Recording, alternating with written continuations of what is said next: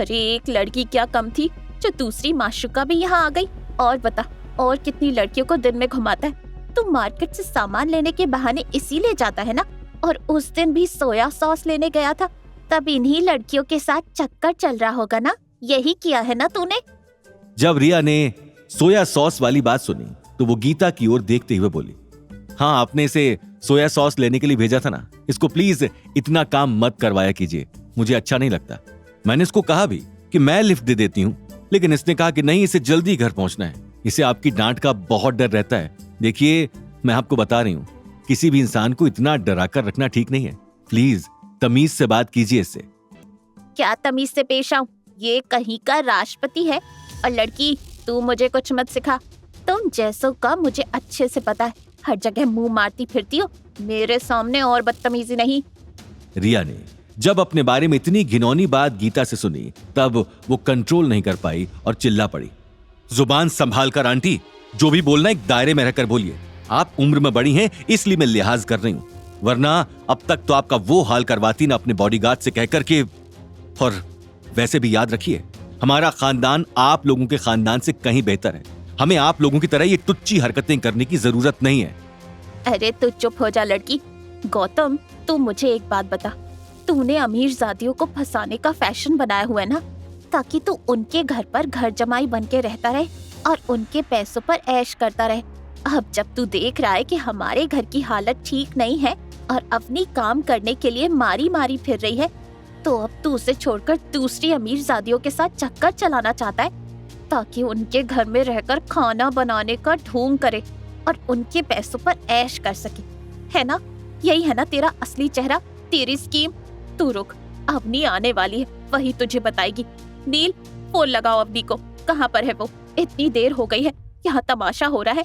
वो नवाब की बच्ची कहाँ बैठी है? क्या कह रही थी वो? पार्टी में नहीं आना चाहती है, हमेशा मेरे सामने इसको बचाती रहती है। लगा फोन अवनी को, मैं अभी उससे इसका तलाक करवाती हूँ।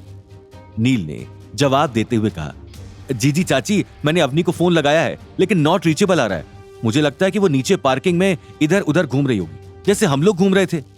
दीपशिखा ने उन सभी की बातों को काटते हुए कहा, अरे तलाक की बात करती रहेंगी या तलाक करवाएंगी भी? अगर आप लोगों को गौतम की कदर नहीं हो तो ना सही, मुझे गौतम की बहुत कदर है। अगर आप लोग गौतम को अपने परिवार में नहीं रखना चाहते और तलाक करवाना चाहते हैं तो करवाइए। मैं गौतम से उसके तलाक के बाद शादी करने के लिए एकदम तैयार हूं।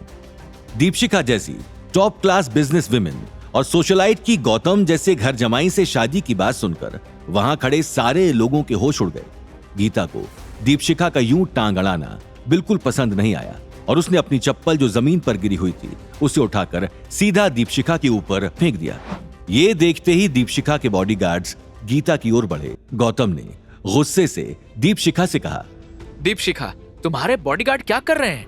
रोको इन्हें, ये मेरी सासू माँ हैं, उनके साथ मैं ऐसा सुलूक बिल्कुल बर्दाश्त नहीं कर सकता। गौतम की बात सुनकर दीपशिखा ने अपने बॉडीगार्ड्स को पीछे हटवा दिया। तभी पीछे से अवनी दौड़ते हुए आई और गीता को जमीन पर पड़ा हुआ देखकर उसके नजदीक जाकर बैठी। मॉम ठीक हो ना? क्या हो गया आपको? ये चोट कैसे लगी? हाँ, क्या हुआ मॉम?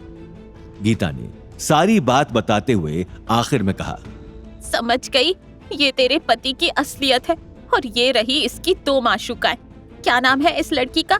हाँ, दीपशिखा। और ये है रिया सिंघानिया, इसके पीछे कब से लट्टू है ये। अवनी, मैं तुझे कह रही हूँ, इस आदमी से तलाक ले, वरना तेरी जिंदगी बर्बाद हो जाएगी। और ये देख, इन्होंने तेरी माँ का क्या हाल करा है। जब मैं आई और मैंने देखा कि ये रिया के हाथों में हाथ डालकर खड़ा हुआ रासलीला रचा रहा है, तब ये डर गया और इसने देख मेरे साथ क्या किया, मुझे जख्मी कर दिया। तू ऐसे दरिंदे के साथ रहना चाहती है? अवनी की आंखें लाल थीं और उनमें आंसू थे। वो दीपशिखा और रिया को गौतम के अगल बगल खड़ा हुआ देखकर कुछ कहने की हालत में नहीं थी। उसने गीता की बात सुनते हुए सिर्फ एक लाइन बोली, गौतम, मुझे लगता है मॉम सही कह रही है, अब हम लोग ज्यादा आगे तक नहीं चल सकते, हमें तलाक ले लेना चाहिए। अवनी के मुंह से तलाक की बात सुनकर गौतम हिल गया। आगे की कहानी जानने के लिए देखिए अगला एपिसोड सिर्फ पॉकेट एफएम के यूट्यूब चैनल पर और रॉयल वारिस के सारे एपिसोड्स को सुनने के लिए डिस्क्रिप्शन में दी लिंक से डाउनलोड करें पॉकेट एफएम ऐप।